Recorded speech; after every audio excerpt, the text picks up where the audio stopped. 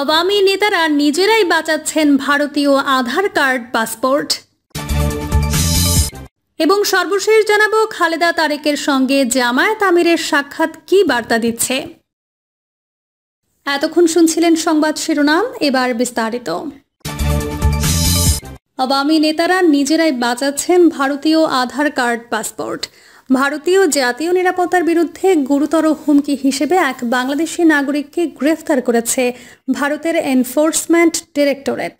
হিন্দুস্তান টাইমসে প্রকাশিত এক প্রতিবেদনে উঠে এসেছে যে আজাদ মল্লিক ওরফে আহমেদ হোসেন আজাদ নামের ওই ব্যক্তি দীর্ঘদিন ধরে বিপুল অর্থের বিনিময়ে বাংলাদেশি নাগরিকদের জন্য অবৈধভাবে ভারতীয় আধার কার্ড, ভোটার আইডি এবং পাসপোর্ট তৈরি করে দিচ্ছিলেন। আজাদের বিরুদ্ধে অভিযোগ, তিনি শুধু সাধারণ অনুপ্রবেশকারীদেরই নয়, বরং বাংলাদেশ থেকে পালিয়ে আসা কিছু প্রভাবশালী আওয়ামী লীগপন্থী নেতাকর্মীদের জন্য ভারতীয় পরিচয়ে স্থায়ীভাবে বসবাসের সুযোগ করে দিচ্ছিলেন। তাদের জন্য প্রস্তুত করা হতো আধার কার্ড, পাসপোর্ট এবং অন্যান্য গুরুত্বপূর্ণ সরকারি নথিপত্র। ইডির তথ্য অনুযায়ী আজাদের কার্যক্রম এতটাই বিস্তৃত ছিল যে তাকে ধরতে পশ্চিমবঙ্গের 7টি স্থানে একযোগে অভিযান চালাতে হয়। তল্লাশির সময়ে উদ্ধার হয়েছে 13,45,000 টাকার নগদ, একাধিক ডিজিটাল ডিভাইস ও বিপুল নথিপত্র। প্রকাশিত তথ্যে আরও জানা গেছে, আজাদ একটি প্রোপাইটারশিপ ফার্ম মল্লিক ট্রেডিং কর্পোরেশনের মালিক, যার মাধ্যমে তিনি অর্থ পাচার, হাওলা ও অবৈধ মুদ্রা লেনদেনের সঙ্গে যুক্ত ছিলেন। 2018 থেকে 2024 সাল পর্যন্ত তার ব্যাংক অ্যাকাউন্টে সন্দেহজনকভাবে বিপুল পরিমাণ নগদ অর্থ জমা হয়েছে। আজাদের স্ত্রী মাইমুনা আক্তার ও 2 ছেলে ওসামা মিন আজাদ ও ওমর ফারুক এখনও বাংলাদেশে বসবাস করছেন। তিনি নিয়মিত সীমান্ত পেরিয়ে বাংলাদেশে যেতেন পরিবারের সঙ্গে দেখা করতে। কলকাতার বিশেষ পিএমএলএ আদালত আজাদকে 13 দিনের ইডি হেফাজতে পাঠিয়েছে। খালেদা তারেকের সঙ্গে জামায়াত আমিরের সাক্ষাৎ কি বার্তা দিচ্ছে? লন্ডনে চিকিৎসাধীন বিএনপি চেয়ারপারসন খালেদা জিয়ার সঙ্গে সম্প্রতি সাক্ষাৎ করেছেন জামায়াতে ইসলামের আমির ডক্টর শফিকুর রহমান। তাদের এই সাক্ষাতে বিএনপির ভারপ্রাপ্ত চেয়ারম্যান তারেক রহমান ও জামায়াতের নায়েবে আমির সৈয়দ আবদুল্লাহ মোহাম্মদ তাহেরও উপস্থিত ছিলেন। তাদের সেই সাক্ষাৎ কি শুধু সৌজন্য ছিল, নাকি আগামী নির্বাচনকে সামনে রেখে দুই দলের নতুন কোনো মেরুকরণ হয়েছে, তা নিয়ে রাজনৈতিক মহলে বেশ আলোচনা রয়েছে। যদিও এই বিষয়ে উভয় পক্ষই চুপ থাকার নীতি গ্রহণ করেছে। দু দলের নেতারা বলছেন, নির্বাচনের আগে হয়তো এই সাক্ষাতের ফল দৃশ্যমান হবে। বিএনপি নেতাদের দাবি, এই সাক্ষাৎ নিয়ে ভারপ্রাপ্ত চেয়ারম্যান তারেক রহমান এখন পর্যন্ত দলের মধ্যে কোনো আলোচনা করেননি। তাছাড়া সেই সাক্ষাতে শুধু দলীয় চেয়ারপারসন খালেদা জিয়া ও তারেক রহমান ছিলেন। ফলে সাক্ষাতের বিষয়বস্তু তাদের দুজনের বাইরে কারও জানার সম্ভব হয়নি। তবে এটা কি শুধু সৌজন্য সাক্ষাৎ ছিল, নাকি তার কোনো রাজনৈতিক উদ্দেশ্য ও গুরুত্ব ছিল, সেটি আগামী কয়েকদিনের মধ্যে হয়তো খোলাসা হবে। বিএনপির স্থায়ী কমিটির একাধিক নেতা বলেন, 5 আগস্ট আওয়ামী লীগের বিদায়ের পর জামায়াত চেষ্টা করে যাচ্ছে বিএনপির প্রধান প্রতিপক্ষ হয়ে উঠতে, যার কারণে দলটির শীর্ষ নেতারা শুরু থেকে বিএনপিকে আক্রমণ করে কথা বলে আসছে। বিএনপিও 71 সালে মুক্তিযুদ্ধে জামায়াতের ভূমিকা নিয়ে প্রশ্ন তুলেছে। এছাড়া নানা বিষয়ে বিএনপিও জামায়াতের সমালোচনা করতে পিছু হটছে না, যার কারণে একসময়ের মিত্র জামায়াতের সঙ্গে বিএনপির রাজনৈতিক সম্পর্ক খুবই একটু সুবিধার যাচ্ছে না। এই অবস্থায় খালেদা জিয়ার সঙ্গে জামায়াতের আমিরের সাক্ষাতের রাজনৈতিক গুরুত্ব কিছুটা থাকতে পারে। জামায়াতকে নিয়ে বিএনপির অতীত অভিজ্ঞতা ও দলের ভবিষ্যৎ রাজনীতিকে বিবেচনায় নিলে দলটির সঙ্গে নতুন করে কোনো জোট কিংবা সমঝোতায় করার সিদ্ধান্ত হাইকমান্ড মেনে নেবে বলেও মনে করেন স্থায়ী কমিটির এই দুই নেতা। বিএনপির স্থায়ী কমিটির সদস্য নজরুল ইসলাম খান বলেন, আমরা পত্রপত্রিকার মাধ্যমে সাক্ষাতের বিষয়টি জেনেছি। ওই বৈঠকে তো আমরা ছিলাম না, সুতরাং কি আলোচনা হয়েছে সেটাও আমাদের জানা নেই। বিএনপি আবারও জামায়াতের সঙ্গে জোটবদ্ধ হতে যাচ্ছে কিনা জানতে চাইলে 20 দলীয় জোটের সাবেক সমন্বয়ক নজরুল ইসলাম দলের ভবিষ্যৎ পরিকল্পনা সম্পর্কে মহাসচিব মির্জা ফখরুল ইসলাম আলমগীরের সঙ্গে কথা বলতে পরামর্শ দেন। মির্জা ফখরুল ইসলাম আলমগীর ঢাকা পোস্টকে বলেন, এটা একটা সৌজন্য সাক্ষাৎ। সৌজন্য সাক্ষাতের অংশ হিসেবে তারা ম্যাডামের সঙ্গে দেখা করতে গিয়েছেন। তিনি আরও বলেন, জামায়াতের সঙ্গে আমরা তো অনেক দিন ধরে বিএনপি জোটে কাজ করেছি, তাদের সঙ্গে আমরা জোটবদ্ধ আন্দোলন করেছি। তারা লন্ডন সফরে গিয়েছিলেন, সেখানে গিয়ে তারা সৌজন্য সাক্ষাৎ করেছেন। Nothing more than that. তবে নাম প্রকাশে অনিচ্ছুক বিএনপির স্থায়ী কমিটির আরেক সদস্য বলেন, 5 আগস্টের পর সব জায়গায় বিএনপি খারাপ, বিএনপি চাঁদাবাজ, বিএনপি শুধু ক্ষমতায় চায়, এভাবে উপস্থাপন করে আসছে জামায়াত।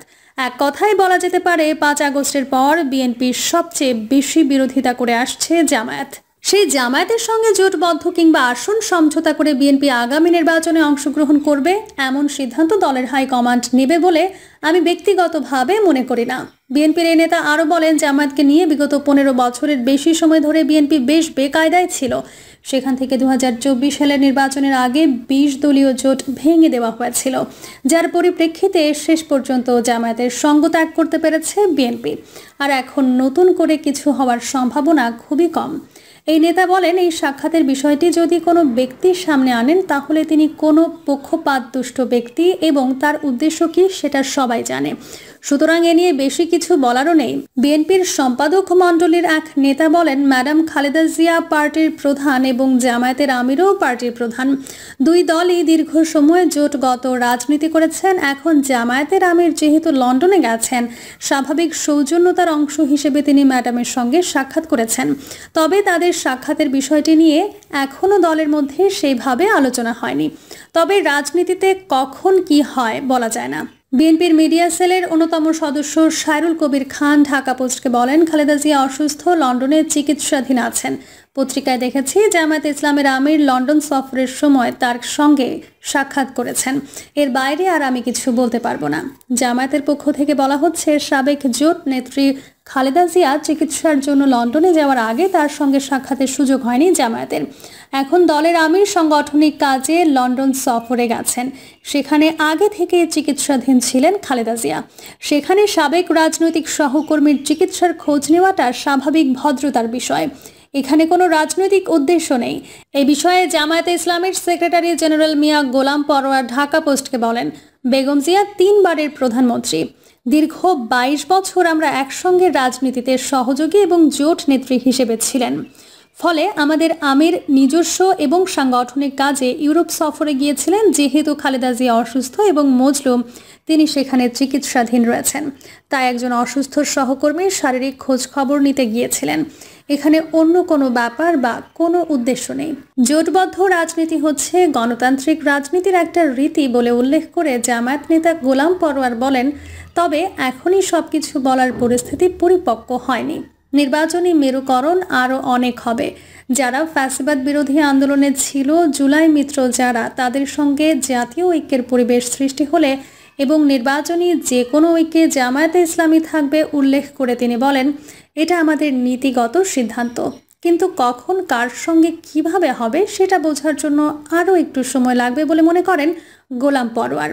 জামায়াতের শীর্ষ এই নেতা বলেন, তার জন্য নির্বাচনী পরিবেশ আরও ম্যাচিউর হতে হবে। এখনই আমরা কেন, কোনো দলই কিছু বলতে পারবে না। তবে দুপুরে রাজধানীর একটি হোটেলে সাম্প্রতিক সফর ও সাক্ষাতের প্রসঙ্গে জামায়াতের আমির ডক্টর শফিকুর রহমান বলেন, জামায়াতে ইসলামের মতো বিএনপিও জুলুমের শিকার হয়েছে। ব্যক্তি হিসেবে বিএনপি চেয়ারপারসন খালেদা জিয়াও জুলুমের শিকার। দেশ থেকে যাওয়ার আগে আমরা চিন্তা করেছিলাম একটা সাক্ষাৎ হবে, কিন্তু যে কোনো কারণেই হোক করতে পারিনি। ইউরোপ সফরে যাওয়ার পর আমরা এক পরিবারের সঙ্গে দেখা করতে সেখানে গিয়েছি। এরপর খালেদা জিয়ার সঙ্গে দেখা করেছি। সাক্ষাতের মূল উদ্দেশ্য তার খোঁজ খবর নেওয়া ছিল বলে উল্লেখ করেন শফিকুর রহমান এবং বলেন, তারা তাদের অতি সম্মান ও ভালোবাসার সঙ্গে গ্রহণ করেন। যেহেতু তিনি তার ছেলে ও দলের ভারপ্রাপ্ত চেয়ারম্যানের বাসায় অবস্থান করছেন, কাজেই তিনি সেখানে থাকবেন, এটাই স্বাভাবিক। তিনিও ছিলেন জামায়াতের শীর্ষ নেতা। দুই দলের দায়িত্বশীল ব্যক্তি এক জায়গায় বসলে সেখানে রাজনীতির কথা হবে না, এটা কি বাস্তব? বাস্তব নয়। কথা তো হয়েছে, কিন্তু সুনির্দিষ্ট বিষয় নিয়ে আলোচনা হয়নি। নির্বাচন কখন হবে, কিভাবে হবে, বিচার প্রক্রিয়া কিভাবে হবে না হবে, বিভিন্ন বিষয় নিয়ে সাধারণ আলোচনা হয়েছে। জামায়াতের ঢাকা মহানগরের একজন নেতা বলেন, খালেদা জিয়া লন্ডনে যাওয়ার আগে তো তার সঙ্গে আমাদের আমিরের সাক্ষাতের সুযোগ হয়নি। এখন তিনি যখন লন্ডনে গিয়েছেন তখন সাক্ষাতের একটা সুযোগ নিয়েছেন। এছাড়া তিনি দীর্ঘদিন জোট নেত্রী ছিলেন। বাংলাদেশের রাজনীতিতে তিনি এখন জননন্দিত নেতা। জামায়াতের এই নেতা আরও বলেন, এই সাক্ষাতের রাজনৈতিক একটা গুরুত্ব তো অবশ্যই আছে। এখন দেশের সবচেয়ে বড় দুই দল হচ্ছে বিএনপি এবং জামায়াত। প্রিয় দর্শক, এই ছিল এখনকার সর্বশেষ সংবাদ। আপডেট সব সংবাদ পেতে চ্যানেলটি সাবস্ক্রাইব করে বেল আইকনটি ক্লিক করে রাখুন।